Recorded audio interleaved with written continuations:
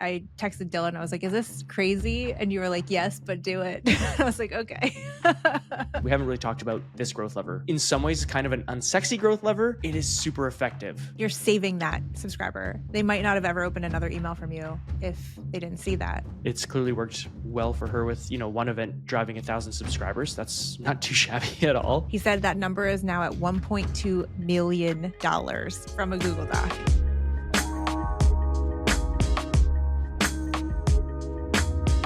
All right, welcome back to the Growth in Reverse podcast. I'm Chenell. And I'm Dylan. And today we're going to kind of talk through some of the fun growth levers we've been finding, or sharing, I should say, through the 30 Days of Growth email pop-up series that I created. We're on about day 8 at this point, and it's been going really well, like getting a ton of great feedback on these. And so I just thought it would be fun to kind of like walk through some of the ones we've already shared in case you missed them, give a little bit more context, and just kind of talk through how exciting they are and maybe some results we're seeing on testing them out ourselves. So I love it. Chenell, I got a question though. For people who don't know what 30 Days of Growth is, can you give it a quick summary? Softball question, Dylan. Thank you. 30 Days of Growth is essentially a 30-day email series where every day you get one actionable way that you can either grow or optimize your email list. So these are things, I reached out to 30 separate creators, which was an undertaking for sure. But they all shared something that's helped them either, like I said, grow or optimize their email list and newsletter.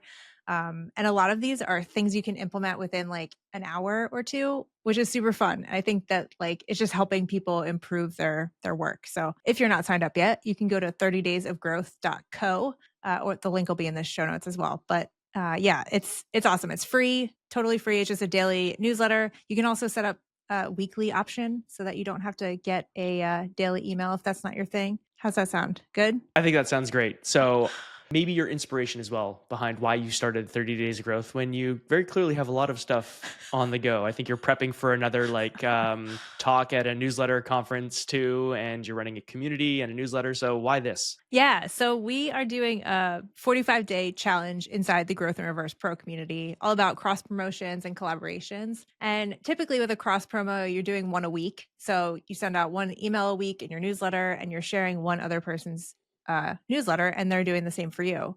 So it's good, but for me, it just felt super slow for this challenge. And I wanted to get like more data and understand like how these work, how to do them better, just get like real-time feedback, if you will. So I was like, what better way to do that than a daily newsletter? So I had the idea for this like 2.5 weeks ago. And I texted Dylan. I was like, is this crazy? And you were like, yes, but do it. I was like, okay.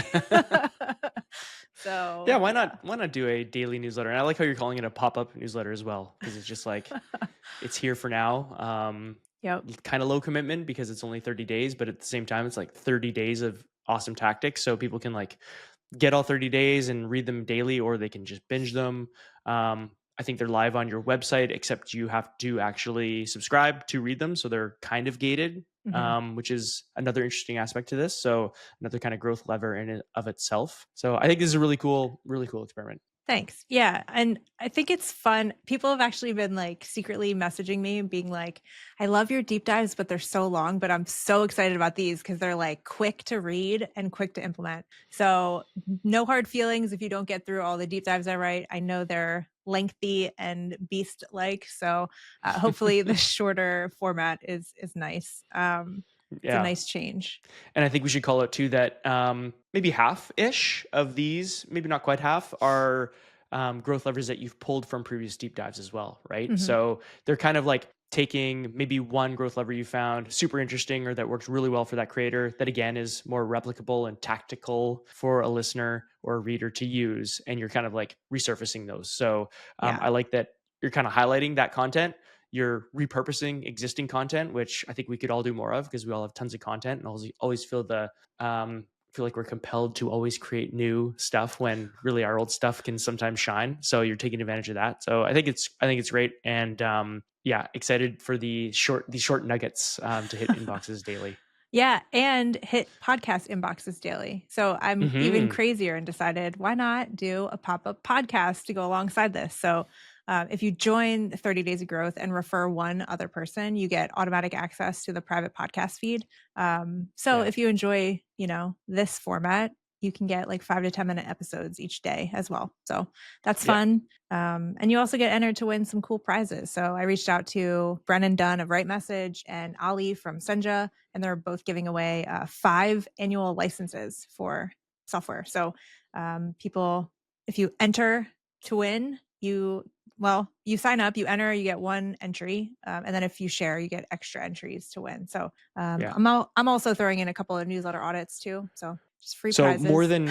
more than 10 winners, 10 plus winners will be chosen for one of these prizes, right? Yep. So that's really cool. More than 10 prizes to be won. I have started sharing, but I'm probably not in the running to win any of these, but I think it's fun ananyway. So You signed up, see you're if in I the can. running. Yeah, Although exactly. if you win, I don't know. I don't know if you Probably not a good win. look. So might have to re-pull that name if you do win. Sorry, Yeah. Dylan. Yeah, no, it's all good. Well, why don't we dive into these? We're gonna go through about 5 or so of some of the growth levers that you've already been sharing in the first 7 or 8 days of the 30 days of growth. And so, if you have already received these, I mean, stick around for your listening pleasure if you want to hear us kind of drone on about them. Yeah. But if you haven't, this is kind of a snippet of what people are getting in their boxes every day. So I think we're going to go through 5 or 6, like I said, and just share some of our kind of favorites or ones that we think are super interesting that seem to work really well. So the first one I want to share was actually the first one I sent out with Jason Resnick. He runs a newsletter and business called Nurture Kit. So he's like a kit, aka ConvertKit expert, shares a ton of great behind the scenes, like technical and tactical tips. And I remember him talking about this 4-hour email months ago, and I was like, it just Mm-hmm. stuck with me. Although I never implemented it, so that what does that say about me? But uh, it stuck Love with it. me. So I reached out to him. He was one of the first ones I actually reached out to because it just felt like this is the kind of content I want to be sharing. So what Jason does is he gets his new readers way more engaged than just like sending a single welcome email. So he'll send a welcome email and he typically has a lead magnet or a freebie inside of that email. And so if you click on that link, that's great. You got your lead magnet, etc. But if you don't click on that link, 4 hours later, he sends you another email that says like, hey, just a reminder, like I wanted to make sure you got this link. Here's the freebie. Sometimes they get lost in your inbox kind of thing. And he said his 5-star engaged subscribers went from 48% to 67% from doing this one tactic. That might not sound like a lot when you're listening, but that's 40% difference, like 40% Yeah. increase. Like that's insane of like how many people are now more engaged with his newsletter than they were before sending that 4-hour email. And it's so simple too. Like it's just like this is why I love this growth lever that it's like super tactical. Basically, anybody who has any bit of automation in their ESP can do this. Who's sending out a welcome email that maybe includes a freebie or a lead magnet. I guess if you're sending it in a welcome email, it's not necessarily a lead magnet, but even if you have a lead magnet, this is a really great way because I'm sure you're guilty of this as well. I've signed up for many lead magnets and then just never downloaded them. They're sitting in my inbox because I just never clicked through. So this is just that nice nudge and that reminder to get them in. And when you mentioned Jason was in the Growth in Reverse Pro community a few months back talking about this, I think that day I was like, oh, or that day or that week at least, I implemented it. And it's been interesting to see. It was on a lead magnet I don't promote super often. But the 4-hour email got sent to 20 people and 75% of them opened it and over half of them clicked also on the link. So those are small numbers. I totally get that, but that just shows that you extrapolate that over a larger sample size. Maybe those numbers go down a bit, but that's still about 50% of people who didn't originally click on that link in the first email that did click through. So it's just kind of like, I don't know, capturing a wider net and just covering all your bases, to use every cliche out there, to make sure that you get these subscribers what they've signed up for and engaged and nurtured with your newsletter. Totally. I think this is like, even if you got one extra person, that's worth it to me Yeah. because Yeah. you're saving that subscriber. They might not have ever opened another email from you if they didn't see Mm-hmm. that. Because then they'll get the second email and be like, who's this guy? I don't remember him at all. But now they're Yeah. like, oh yeah, he sent me this cool thing. No, I think that's a great tool.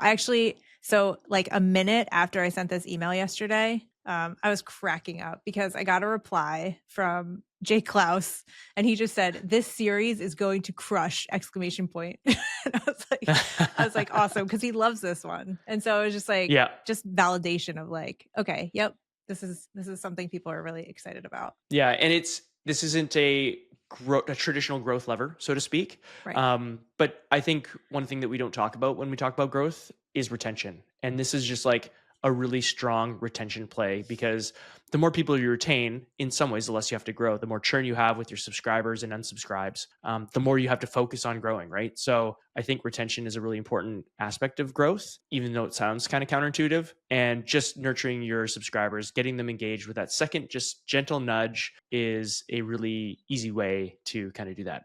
And I think there's one other benefit to this too. If you want to share that, like what Jason also includes in that 4-hour email, I think he adds a question or something like that. Oh yeah. So he'll say, "Hey, just checking. Did you get the download okay?" And then he'll end the email saying like, "What are you hoping to learn from this? Like, why did you initially sign up?" So it's almost like re-asking that question to get people to reply, and getting those replies is like just an extra boost to show that these people actually wanted your emails. Gmail will probably start showing them in the inbox more often. It's just Hmm. you're hitting on multiple angles, and I think you bringing up the retention piece, it can't be stated enough. Like you could get 100 subscribers, but if only 10 of them read your second email, like that's not a great number. Whereas if you only got 50 new subscribers, but 25 of them read the second email, it's like a huge increase. You're not having to work as hard to keep those people, Yeah. which is nice. Yeah, exactly. And one other great thing too with that reply piece is that yes, it's a good signal for the email client and inbox and all that stuff. But it's also like a data point that you can use. Who knows if it sparks a new content idea, or you can support that person by answering their question. If it's a simple thing, you're just going to be like a superhero in their minds if you reply and give them a quick win or an answer they've been searching for. So I just think it's a really great touch point as well. And you wouldn't be able to do that. I mean, yes, you can include it in your initial email, but why not also include that in the 4-hour email just as a kind of follow up? I really love this one. I'm going to have to implement Cool. this here soon. Which one do you want to go through these like in order of how we sent them, or should we just kind of bounce around Let's bounce around. for our What's next one? your next favorite one that you're excited about? Okay, so where to start? Let's go to I think something sort of other end of the spectrum is Eddie Shleyner. We've had Eddie actually on the podcast, and Mhm. you've done a deep dive on Eddie, so we have talked about him a decent amount. But when we were prepping for this episode, Chenell, you mentioned we haven't really talked about this growth lever for Eddie all that often, and it's in some ways kind of an unsexy growth lever. It is super effective. So Eddie's like, I don't know, when you look at landing pages and websites, Eddie is kind of like the master of social proof. Yeah. It's everywhere. So Eddie has a newsletter called Very Good Copy, and he shares like copywriting tips and all this stuff. He actually has a course around creating better landing pages, which just tells you everything you need to know about this. Yeah. But what the thing that stuck out to me the most when I was doing his deep dive was like on his sign up page, on his homepage, there was just like social proof upon social proof, like testimonials and shout outs and quotes and all this stuff. And I was like, oh my gosh, like, is this necessary? But it's just like the number, I wish I could count them. I should have counted them before this, but he has like three main layers of social proof. The one he has is like logos of companies he's worked with, like HubSpot and that kind of thing, which is cool. If you don't have that, Mhm. oh well, it's fine. But then he has like industry experts. So maybe these are either well-known marketers in the creator space or people who have written books and that kind of thing. So he'll have testimonials from them talking about his work, which by itself would probably get you to subscribe. And then he has just everyday readers, if you want to call them that. So these are people who, read his newsletter, have replied with really helpful things like, hey, this helped me in my job, or this helped me sell X number of more courses, that kind of thing. And Mhm. so his landing page is just covered in testimonials for a free product. Like you're not even paying for this thing. And so Yeah. that's what stuck out to me most. I was like, this isn't even a sales page. It's just like getting me to sign up for your newsletter. Yeah. He's basically like handicapping his subscriber conversion on the landing page, just like testimonial social proof. Like, look at all the people that have learned something from this, that enjoy it, just genuinely enjoy it, and seeing that wall of social proof just makes it like a very easy, sort of obvious thing to sign up for. And if it's not your cup of tea, you can unsubscribe. It's not like it's costing you any money, right? It's totally free to sign up. So it's just like, if you have that social proof, why not include it? And I think an important thing too is how you collect social proof. Like, if Chenell, do you want to touch on like different ways that you can go about doing? Because you've done that as well for your newsletter too. I'm not as good at it, but there's tools and ways you can go about doing it, right? Yeah, I go in waves of being good at it. But the tool that's been helping me the most is Senja, Senja. They were an early sponsor of this podcast, but Senja makes it super easy. You can like highlight text in an email or on LinkedIn or something if someone shares something nice about you. So you can highlight the text and then like right click and save it to Senja, which is so easy. Like it's almost a no-brainer. It's still like an Yeah. extra step. So I don't always do it, but it is, they do make it super easy to use. And like I mentioned before, they're giving away free licenses to Senja. So if you want to sign up to 30 days of growth, that would be cool. You could potentially win a free year license, but Senja is a great tool for this. You could do this manually if you want to, just like create a Google Doc and dump everything in there. It takes a little bit more work. It is an option and it's free. So you could do that. But yeah, I mean, there are tons of ways to do this. It's just a matter of keeping it organized and using it. Remembering to use it is the hard part. Yes. Yeah. Very true. Very true. That is the hard part. But even just having, 2 or 3 replies from readers that have said, I love this edition, getting their just a quick reply saying, thank you so much for sharing. Do you mind if I share that testimonial, that feedback, that social proof on my website? And most people are probably going to be okay with it. And even if they're not, or if you don't want to ask for whatever reason, you can blur out their name and their email address and all that information and just, kind of caption their reply. Unless you don't feel okay with doing that, then don't. But I've seen many, many people go that road as well. Totally. I think most people are more than happy to have you share like their name and their image on your profile. So I wouldn't hesitate to do that if you want to. But yeah, I mean, it's removing any question or doubt of like whether his newsletter is effective and helpful. You're just scrolling, you're reading these testimonials, you're like, okay, fine. And then there's like a sign up box, and then there's more testimonials from different kinds of people, and like it just keeps going. So we called it the social proof avalanche because I thought that was pretty funny. It just keeps going. Very, very. And I think the numbers speak for themselves too, because on that landing page, he even has joined some 80,000 email subscribers. So first you're hit with kind of a significant number of people who are subscribed. Then you've got the social proof underneath it, these companies he's worked for. And then one last thing that he adds just for some bonus social proof, or maybe not even social proof, but just kind of credibility and authority, which is also important on a landing page, is he includes basically like founded 2014, right? So he's been doing this for a while. He didn't just get AI to make him a better copywriter, or you know what I mean, in the last year or two. He's studied this stuff, and he's gone deep into the rabbit holes and how to do it. So yeah, I think that's another valid point that he does. Yeah, I think social proof is very effective, and even when you're looking for a new podcast to listen to. So if you are enjoying this podcast and you enjoy our episodes, it would mean a lot if you went to your podcast listener that you're using to listen to this episode and just give us a rating or say something nice. We appreciate it. We read them all. Helps a lot. I think we have like 29 at this point. So small numbers, but we're getting there. Appreciate that. Well done. Look at how you just weaseled that one right in there. I try. You beat me to it. Actually, in all honesty, I hadn't thought about it, but okay. Very good. Very good. Okay, which one do you want to hit on next? Let's go to Tom Orbach from Marketing Ideas. This one is it's fun. Tom is actually a member of the Growth and Reverse Pro community. So I see his stuff a lot because I'm just a big fan. And he runs marketingideas.com, which is a newsletter about marketing ideas. But he shared this one with me, and I thought it was super good. He did this on both Substack and LinkedIn. So he just shared a Substack note, and then on LinkedIn, it was just a regular post. And he said, comment your startup, and I'll reply with a free marketing idea. Now, Tom works as the head of marketing at a company called Wiz, which is a big company. Like, even if you don't know it, it's in like the security space, I think. So he has a lot of experience with this stuff. And so people love getting custom feedback, and having Tom just be like, hey, I'm going to give you a free idea was just like amazing. So he had hundreds of people responding. And then Tom just replied with a comment some of these he gave like 3 or 4 ideas for them. He just went above and beyond. But then at the end of his little comment, he said, "P.S. I share more ideas like this in my newsletter. Sign up here." And so it was just like a little, he gave them a ton of value, and then he just subtly asked them to subscribe, which I thought was cool. Really easy too. Like just having a little call to action. It's natural. It's not like forced down your throat or anything like that, which is sometimes the case.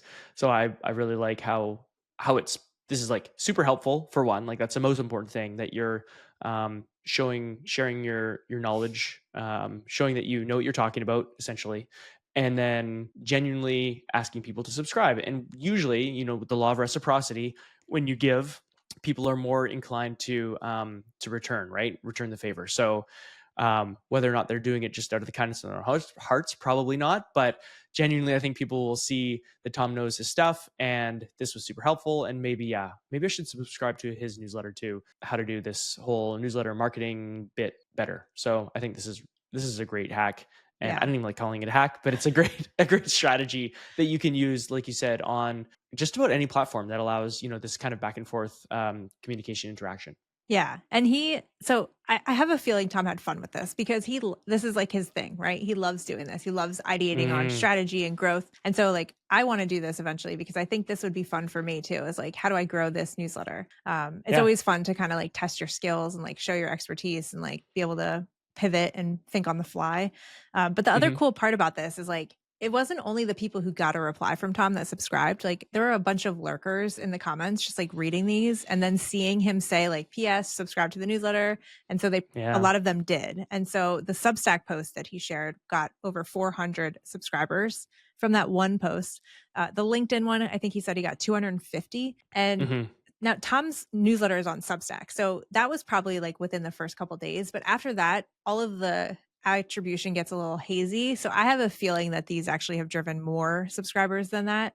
But those were like the hard numbers that he gave. So I'd almost estimate that you could probably add like double, and that's probably the real number over time because these things live on the internet. And then one reader even screenshotted his reply and posted it as their own post on LinkedIn and got even more engagement to this. So I thought that was cool. That is awesome. Yeah. I mean, that's what you can do with this kind of post when you give out. I know Josh Spector, who we've talked about on the podcast before, he does this quite often. He'll say, share your landing page or share your newsletter, and I'll give you a point of feedback or how I'd improve it, or that kind of comment as well. And so the challenge is to balance how often you do it, because you don't want to see somebody posting stuff like this every week or daily, of course. So you need to be a little bit more thoughtful on how frequently you'll do it. I think this is a really easy lift for most people. If you are like Tom is, if you know your stuff when it comes to marketing and that sort of thing, then why not do that? And it also can give you content ideas down the road too. Various different problems people are having or challenges that they faced, or maybe somebody shares their Substack that is like really good, and you're like, oh dang, I look what this person's doing. This is like a new way I could level up my own newsletter. So it's like it's got all these different angles that could be beneficial for you. Yeah. And in this one, I actually gave a couple examples because I know that when I give thoughts and advice and growth levers like this, people are like, well, I'm not in the creator space. I'm not in the marketing space. I can't do this. So I gave 3 different examples that I would personally be interested in. And I think 2 of these Dylan would probably be interested in, maybe if not all 3. But I was like, okay, so if you're in the gardening space, I would love if you did this and said like, share a picture of your backyard and I will help you figure out how to set up your garden or where to plant what, or, hey, I want to plant these 4 things. Which one should go next to each other? Because I know like just personally, like tomatoes and cucumbers, not good together. Maybe you can separate them by like that other plant. So that could be a cool one.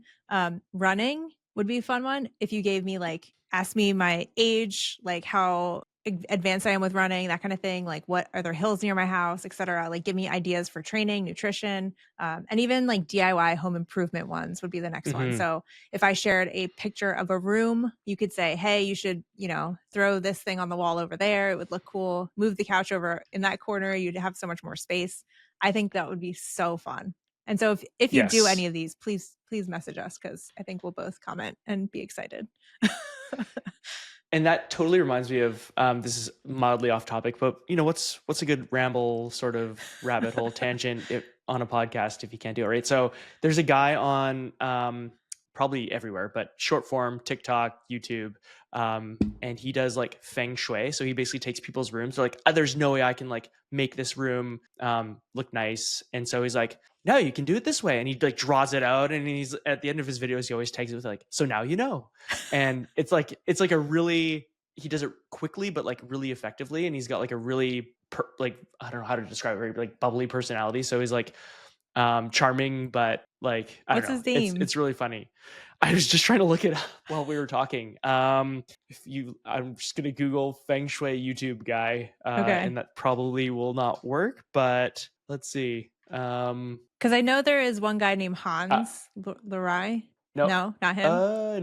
no, not him. So it's Dear Modern is Okay. the YouTube channel. I think his name's Cliff. Yes, that's it. His name is Cliff. Oh yeah. Yeah, Cliff Tan. from Dear Modern. Yeah, That's he's fun. he's really good. His shorts are really entertaining. I'm not into feng shui or like interior design or like anything, but I still watch his videos because he's just really engaging. So anyway, that total side tangent, but that's what he does. He basically creates content from sort of this Tom Orbach type of lens, right? Like share a problem you're having and here's how I'd solve it. So I think that most people who are writing about sort of an expertise topic, a topic of expertise of knowledge that they have experience in, could kind of take this approach. Yeah, totally. I think this is a fun one. I really hope if you do this, please send it to me because I want to see. I want to like see it, engage with it, talk about it. I'm so pumped about this one. This is like one of my favorites. You now have Chenell's permission to invade her inbox Yes.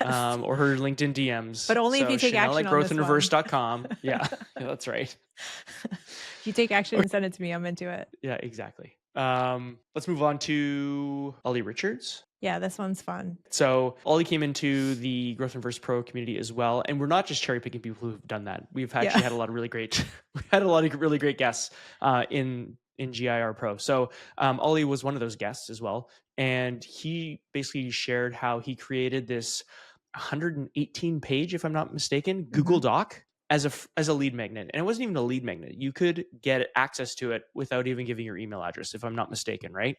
You just had to basically, think the idea was to get your email address, but he wasn't like gating it and like trying to make it so you couldn't share it with a friend or that kind of thing. Right. Yeah. Right. And what made it so valuable is he basically went through how he built his company, Story Learning, I believe it was called, to $10 million in revenue as basically like essentially a one-man team with some contractors helping him, right? Yeah. And so it's a very compelling story for anybody who's trying to build like a solopreneur, somewhat automated business online.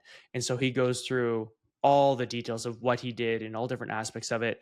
And again, 118 page thorough Google Doc for you to consume. Pushing this thing everywhere in the last year and a half that Chenell can attest to. She saw it in almost every newsletter she opened at one point. Yeah. I actually, in this growth lever, I called it the Google Doc heard around the creator world because I was like, I saw this thing daily for like weeks and weeks, if not months. People like anybody and everybody in the newsletter space was just in awe of this Google Doc because it was so in depth. It wasn't fluff. He was detailing like marketing strategy, how he put this together, like everything in there. And so I was just like, we have to share this again because when he first came into the Growth and Reverse Pro community, what was this, like September, October? And he said at that point, the Google Doc had gotten him $175,000 in revenue. And when I reached out to him to ask him if we could do this cross promo and have him share in the 30 days of growth, he said that number is now at $1.2 million from a Google Doc. So it's just growing. Like it's consistently growing. And I'm just in awe of this strategy. Yeah. Tangentially attributed, I suppose, to the Google Doc. The Google Doc isn't actually making him money necessarily, but he's gotten a ton of different newsletter sponsors, a ton of different coaching clients, right? Because he's really demonstrated his expertise around these various different areas of growing an online business, right? And so people are seeking out his knowledge and his expertise who maybe don't want to read a 118-page Google Doc and put every single thing into place on their own. It's really smart and it's very clearly proven to be very successful for him. Yeah. Yeah, it's pretty crazy how this has gone for him. At the time, initially, he had 12,000 subscribers from this Google Doc, and now he's up to 18,500. And I just think that's awesome. Like it's not a massive list. Like a No. lot of people probably look at that and they're like, oh, that's an okay newsletter. But 1.2 million from 18,000 subscribers, I would take that. I am nowhere near that. Yeah. So Well, I mean, that just goes to show the type of subscriber you have can really indicate how much you can earn from a newsletter, right? His ideal subscriber is going to be somebody who is building a business online or aspires to, or has been building one and has reached this point of maybe plateau or maturity where they can't break through, or they're stressed to the max and they need to implement more systems. They find all these Google Doc and his newsletter, and suddenly they're shelling out, maybe thousands of dollars for coaching and support. So he's not the only one who's shared this kind of information on a small list, making six figures in revenue with a under 50,000 person subscriber list. I'm excited to share our conversation with him. That's going to be a fun one. It also helps that Ollie's very well spoken and he's a really good storyteller and a good Yes. writer. So yes, he's a bit of a unicorn. That's not to say do what he's done. Be sure to stick around for that episode because he's a really good storyteller. He's English as well, which is all that more exotic for us North Americans. And we're just captivated, I'm sure, that much more. So yeah, that'll be fun. It will be fun. But yeah, I think it just goes to show that like you could not have any sales page necessarily, just have a Google Doc set up and like give away your ideas and your thoughts, and people will naturally gravitate towards you and want to hear more. So I think for anyone that's like out there thinking, I have to build a website, I have to have everything perfect and have all this stuff, like just set up a landing page with a form on it for people to subscribe and share it in a Google Doc. Like that's literally what he did in the beginning. So you can start that way. And his sales pages are still in Google Docs. Like I was just looking at one yesterday and I was like, yep, he's still doing this, just in a different form. Yep. Crazy. Why not? Cool. Should we do one more? Yeah. Why don't we do Amy Nelson? Okay. I think that's an interesting one that a lot of people can get some inspiration from. Yeah. And ideas.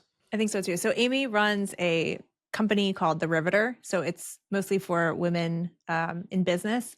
And so her story is pretty awesome, but like the way she's grown this, she initially, when I reached out, she said she's done a lot of speaking, like public speaking in person, but then she kind of like teased that she also does this virtually and it works just as well, if not better. So I think that might be the angle here.